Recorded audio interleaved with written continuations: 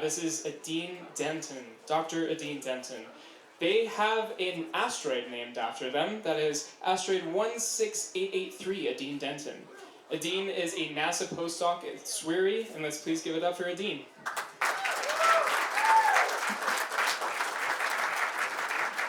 Thank you so much, Hunter. My asteroid is 7 kilometers across, by the way. That's really important to me. Thank you so much for coming to Astronomy on Tap. Today I'm going to be talking about the search for stealth ocean worlds in the solar system.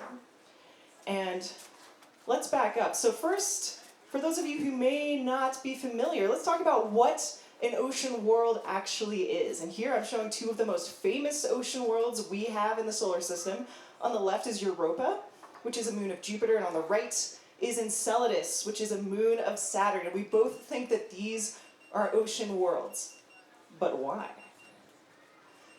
An ocean world, specifically, is an icy satellite, so where the outer layer is made of ice, so this is its ice crust.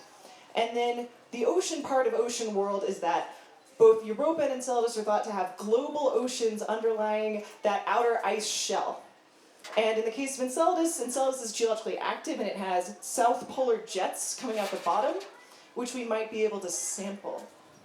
And ocean worlds are of interest to us because they could potentially be habitable places for life. If you have liquid water interacting with rock, you could produce some of the ingredients necessary to make a place habitable.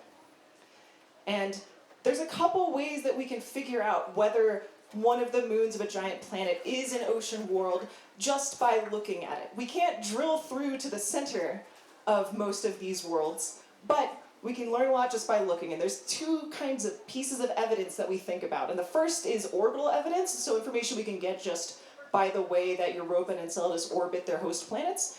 And then there's geologic evidence, which is evidence that we can get just by looking at them and understanding why they look the way they do. So when it comes to orbital evidence, moons that are on elongated, close-in orbits, so close to the host planet, tend to generate extra heat in their interiors, because the closer you are to a giant planet, the greater gravitational force it exerts on you. So it's getting more energy from the host planet. Geologic evidence just by looking at it, if you look at, this is Enceladus up here and that's Europa down there, both of them are covered in these big lineations. Those are massive fractures in the ice shell. They also don't have a lot of craters. This right here is a teeny tiny crater, but most of these bodies have really fresh surfaces, which indicates that the ocean underneath that ice shell is driving geologic activity today. And in the case of Enceladus, we know that it has an ocean because it's literally erupting its ocean out of the South Pole in a cryovolcanic eruption. A cryovolcanic eruption is just a volcanic eruption where the lava is made of water and ice. And lastly, high heat flow. If we can actually measure the heat flow coming out of these moons, we can tell whether or not they're experiencing enough heating to potentially melt that ice and form an ocean. Now, I have a question for anybody who's into ocean worlds. For anybody in the audience, are you aware of any of these moons that I'm showing here, which might also be an ocean world? On the left, we have Io, then Ganymede, then Rhea, then Iapetus. You can shout out a name. All of them. All of them? Whoa. Rhea. Rhea's a good one. We're not really sure about Rhea, but we're pretty sure. I did hear Ganymede. It is Ganymede. Yes, nice job. 500 points. Yeah, absolutely. But we're not here to talk about Ganymede. I want to talk about a moon in the Saturn system that's one of my personal favorites. Bam, it's right there. But none of you can see it, so I'm going to zoom in. Bam. Yeah. Anybody recognize this moon? It's the Death Star. So close, it's Mimas. Yeah, it's Mimas. Everybody's favorite moon, right? Right? Yes, thank you. But yes, I know what you're all thinking. Yeah, it's the Death Star. I know. Yeah. So, let me ask you a very fair question. Do you think that Mimas the moon is bigger, smaller, or the same size as the Death Star? What do you think? C. We got a lot of bigger and we got a lot of, are they the same size? 1 to 1. I'm talking about the first Death Star because there aren't good numbers for the second Death Star.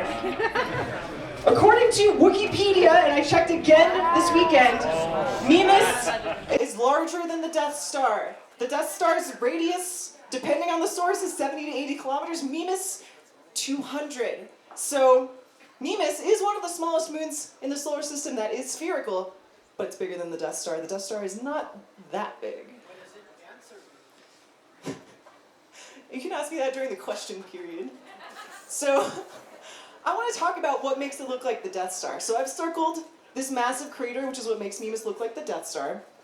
This is called Herschel. It's a massive impact crater formed when something large, like a comet or another piece of debris, hit Mimas and made this crater. It is the second largest crater relative to the parent body in the solar system. It's massive.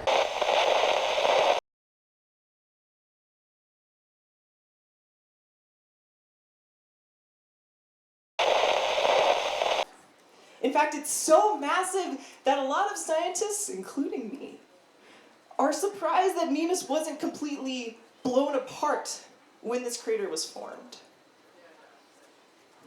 And when I say that Mimas is really small, and that crater is really big, what I mean is Mimas is in this picture. That's Saturn. Where's Mimas? Bam. It's right there. Yeah, it's not very big. It's not very big, but there's a lot that we can learn by studying this little moon. Now, one really cool thing about Mimas is that Enceladus and Mimas, Enceladus being the ocean world, there it is down here with its geysers, are often considered sister moons because they're right next to each other and they're very similar in size. But Mimas looks very different. But the interesting about this is that even though Enceladus and Mimas look very different from each other, Mimas might also be an ocean world. We think it might be what we call a stealth ocean world. So, let me tell you why. Now, you've seen enough pictures of Mimas to know by now that it looks a little bit different. And when I say it looks a little bit different, what I mean is it doesn't seem to have any surface expression of an ocean like Enceladus does.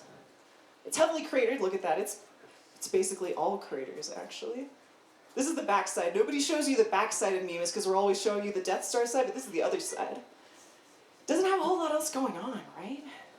There's no cryovolcanism. Doesn't have any geysers. All these craters appear unmodified, so nothing has changed the surface of Mimas in quite some time. So when we think about the geology that I talked about in terms that helps us detect an ocean world, we're not seeing that on Mimas. But I also talked about orbital evidence for an ocean world. Mimas is closer to Saturn than Enceladus, which means that, it's also higher eccentricity, which means that theoretically it has 40 times more potential from Saturn. So it should be experiencing activity. But again, we don't see it. So despite the fact that it's closer to Saturn and thus should experience more tidal forcing, if it's inactive, that means that Mimas is theoretically frozen. It doesn't have an ocean world. But there might be more to Mimas than meets the eye. The orbital evidence might be onto something, and the geologic evidence, we might be missing something. Because we got evidence from Cassini that supersedes all of that. The Cassini spacecraft, which orbited Saturn from 2004 to 2017, measured Mimas's libration. That is how it wobbles as it orbits around Saturn. And it thank you. Absolutely. And the thing is that Mimas is wobbling more than it should if it's completely frozen. There's some other component causing Mimas to wobble a little more than it should. And there's two potential options to make Mimas wobble more than usual. One is that it has an ocean, and the ocean is driving extra wobbles, or it has a weird, elongated core. Both of these are technically possible, but the math kind of favors a subsurface ocean. Which raises the question, okay, how is that true? How can that be possible? How can Mimas be an ocean world? If we think about it, these are all the observations that we have to match. So Mimas has to build up a largely unmodified surface covered by craters, but it also has to form an ocean at some point in time. And to have those two things both be true, the ice shell needs to be thick enough that none of the craters forming on Mimas are penetrating the ice shell and exposing the ocean. So somehow all of these need to be true. It's just that easy, right? We can just make this work somehow. Well, we can test this. We can test this actually, because the easiest way to determine if there is an ocean on Mimas and how big it is and how old it is to look at the cratering record, because craters probe the subsurface of any planet they form on. And in the case of an ocean world, if the ocean is close to the surface, a crater will punch through the ice shell and expose the ocean to space. This is something that we can see in some of the craters on Europa. Not so on Mimas. So when we look at the crater that makes Mimas look like the Death Star, which is Herschel, it is so big. It is 140 kilometers across, which is comparable to Mimas' radius. It is so deep. It's 10 kilometers deep. But it doesn't look like it punched through Mimas and actually exposed the ocean to space, which means that at the time that this crater formed, either the ocean wasn't there, and thus maybe still isn't there, or the ice shell was just thick enough that Herschel didn't probe it at all. And all of this raises questions because we don't know how old Herschel even is.